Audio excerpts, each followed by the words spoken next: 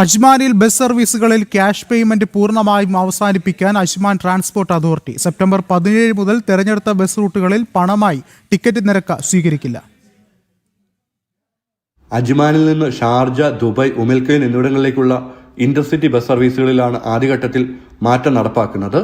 September 17 മുതൽ Masar മണി card, bank കാർഡുകൾ ഉപയോഗിച്ചുള്ള ഡിജിറ്റൽ പേയ്മെന്റുകൾ മാത്രമേ ബസ്സുകളിൽ സ്വീകരിക്കൂ. അജ്മാനിലെ പൊതുഗതാഗതത്തിനുള്ള ഔദ്യോഗിക പേയ്മെന്റ് കാർഡാണ് മസാർ മണി.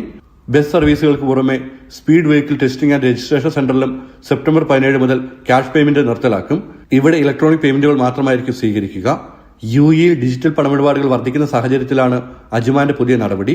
വിസയുടെ റിപ്പോർട്ട് പ്രകാരം ദൈനംദിന ആവശ്യങ്ങൾക്ക് പണം ഉപയോഗിക്കുന്ന യുഎഇയിലെ ഉപഭോക്താക്കളുടെ എണ്ണം കഴിഞ്ഞ വർഷത്തെ 25% നിന്ന് 16% കുറഞ്ഞിട്ടുണ്ട്. ക്യാഷ്ലെസ് എമിറേറ്റ് എന്ന ലക്ഷ്യത്തിലേക്കുള്ള നീക്കങ്ങളുടെ ഭാഗമായാണ് വിവിധ മേഖലകളിൽ അജ്മാനിൽ ഡിജിറ്റൽ പേയ്മെന്റ് വ്യാപിപ്പിക്കുന്നത്. ജനം, ദുബായ്.